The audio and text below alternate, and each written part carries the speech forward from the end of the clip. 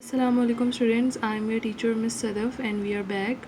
और अब हम हमने प्रीवियस वीडियो में पेज नंबर 9 सॉल्व किया था, तो अब हम पेज नंबर 11 सॉल्व करेंगे। तो आप समझ चुके होंगे कि वर्ब क्या होता है, वर्ब की टाइप्स क्या होती हैं।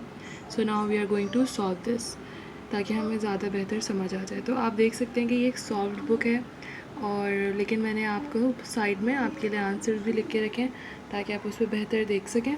ठीक है, तो first thing you have to do is put on the date, open page number 11, put on the date in the date section and then again attach a page like this. जैसे previous video में मैंने आपको बताया था, एक page आपने ऐसे लगाना है जो कि दोनों साइड से इस तरह टर्न हो सके। ठीक है, और उस पर डेट डालनी है, आंसर्स की हेडिंग डालनी है, पेज नंबर लिखना है कि किस पेज नंबर का आंसर है, और इस तरह लगाना है कि ये निकल ना सके। और यहाँ पे आपको नंबरिंग नज़र नहीं आ रही है, बट नंबरिंग करके फिर आपको आंसर्स लिखने हैं। ठीक है, तो फिर अब हम शुरू करते हैं। So the first sentence is she speak a lie. ठीक है, अब इसको हमने क्या करना है, rewrite the sentences using correct form of verb. अब यहाँ पे हमारे पास कोई सेंटेंस है जिसमें गलत फॉर्म हुआ हुआ है यूज़ वर्ब का, तो हम उसको ठीक करके लिखेंगे। अच्छा, यहाँ पे लिखा है शी स्पीक अ लाई, तो हम यहाँ हमारा सही सेंटेंस क्या होगा, शी टेल्स अ लाई। अच्छा, हम क्यों टेल्स यूज़ कर रहे हैं और स्पीक यूज़ नहीं कर रहे, क्योंकि जब हम किसी ऐसी चीज़ के बारे में बात करते हैं या किसी ऐसी चीज़ के बारे में किसी ऐसी चीज़ से को एक्सप्लेन करते हैं जो कि इनडायरेक्ट ऑब्जेक्ट होते हैं, यानी जनरल बात हो रही होती है, किसी चीज़ के बारे में स्पेसिफाई नहीं किया जा रहा होता। जैसे हमने ये नहीं बताया कि किससे झूठ बोलने की बात हो रही है, किससे बात करने की बात हो रही है, तो हम यहाँ पे टेल लिखेंगे। और क्योंकि एक की बात हो रही है, there is only one person, one subject जो ये काम कर रहा है, तो जब हम वो लिखते हैं सिंगुलर होता है तो हम वर्ब के साथ एस लगाते हैं। So she tells a lie is the right sentence. और the next sentence is you hanged your shirt on the peg. ठीक है, अब हमें पता है कि हम ईडी वाले वर्ड्स या हम थर्ड फॉर्म लगाते हैं, पास्ट परफेक्ट के साथ लगाते हैं, लेकिन यहाँ पे हमारा पास्ट परफेक्ट नहीं है क्योंकि सेंटेंस के साथ हैव या हैड यूज़ नहीं हुआ है, लिहाजा हम सेकंड फॉर्म यूज़ करेंगे, you hung your shirt on the peg. Okay, उसके बाद हमारा थर्ड सेंटेंस है he did not posted his letter.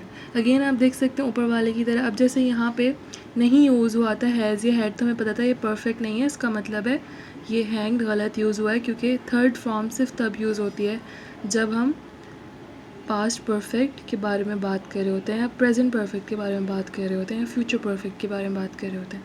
तो जब हमारे पास हैज़ या हैड नहीं है, या हैव बिन नहीं है, या हैव नहीं है, तो हमें पता है कि यहाँ पे ये हैंग्ड नहीं हंग होगा।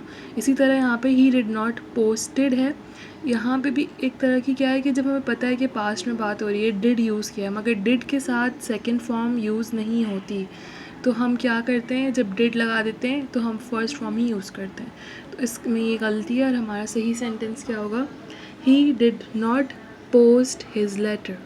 ठीक है, now come to the next sentence, I am living here since 1990।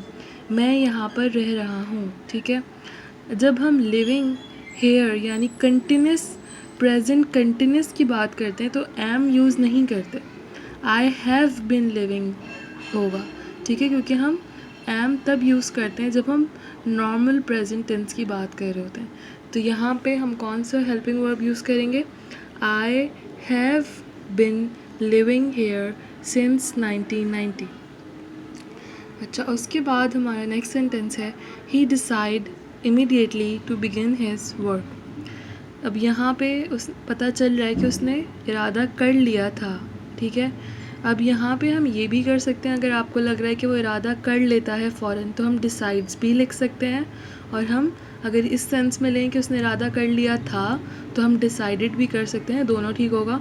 लेकिन यहाँ पे मैंने आपके लिए he decided immediately to begin his work लिखा है। ठीक है, I hope this is clear. Now हमारा नेक्स्ट सेंटेंस है the father and son is active. ठीक है, अब बहुत ऑब्वियस सी बात है कि इज़ एक्टिव नहीं हो सकता, क्योंकि फादर और सन की बात हो रही है, प्लूरल की बात हो रही है, तो हम कौन से हेल्पिंग वर्ब यूज़ करते हैं, आर यूज़ करते हैं। तो सही सेंटेंस क्या होगा?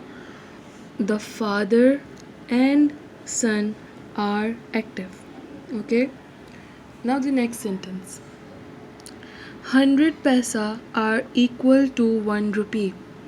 1 पैसे की बात हो रही है और आर यूज़ हुआ है, जबकि आर प्लूरल के साथ यूज़ होता है और यहाँ पे सिंगुलर पैसा की बात हो रही है। ठीक है, 100 है मगर एक ही नोट है। ठीक है, जैसे हमारे 100 रुपये का एक ही नोट होता है, तो हम क्या लिखेंगे यहाँ पे? 100 पैसा इज़ इक्वल टू 1 रुपी। ठीक है, I hope this is clear. अच्छा, उसके बाद हमारा सेंटेंस नंबर 8 है, she has returned from Hyderabad yesterday. अब रिटर्नड ये सेंटेंस भी ठीक है। ठीक है, हम चाहें तो यहाँ पे आगे डैश भी डाल सकते हैं, लेकिन इसको हम ऐसे भी कर सकते हैं, she returned from Hyderabad yesterday. ठीक है, या फिर हम इसको छोड़ दें या फिर ऐसे कर लें, या शी हैज़ रिटर्नड या शी हैड रिटर्नड भी हो सकता है। ये सेंटेंस तीनों तरीके से सही है कि आप इसको एज इट इज़ लिख दें आगे, या आप लिख दें she had returned from Hyderabad, या आप ये वाला हेल्पिंग वर्ब, परफेक्ट का हेल्पिंग वर्ब हटा के सिर्फ पास्ट छोड़ दें और लिख दें she returned from Hyderabad yesterday. ठीक है, तो मैं आपको ऑप्शंस इसलिए बता रही हूँ कि अगर आपको एग्ज़ाम में ये कोई सा भी ऑप्शन चूज़ करना हो तो आपके कॉन्सेप्ट्स क्लियर हों कि कौन सा ऑप्शन सही हो सकता है और सही रहेगा, भले वो बुक में ना लिखा हो। ठीक है, to copy or to steal are bad. Now हमें पता है कि ये एक वर्ब की बात हो रही है जो कि प्लूरल नहीं है, मतलब वर्ब तो प्लूरल होता ही नहीं है, नाउन की बात तो नहीं हो रही है। तो यहाँ पे to copy or to steal is bad होगा। ठीक है, मैंने आपके लिए आंसर लिखा है, to copy or to steal is bad.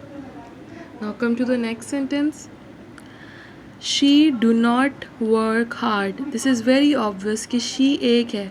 जब हम हेल्पिंग वर्ब यूज़ करते हैं तो हेल्पिंग वर्ब डू नहीं यूज़ करते, डज़ यूज़ करते हैं सिंगुलर के लिए और डू यूज़ करते हैं प्लूरल के लिए। तो हम यहाँ पे क्या यूज़ करेंगे शी के लिए? तो हमारा सही सेंटेंस है, she does not work hard.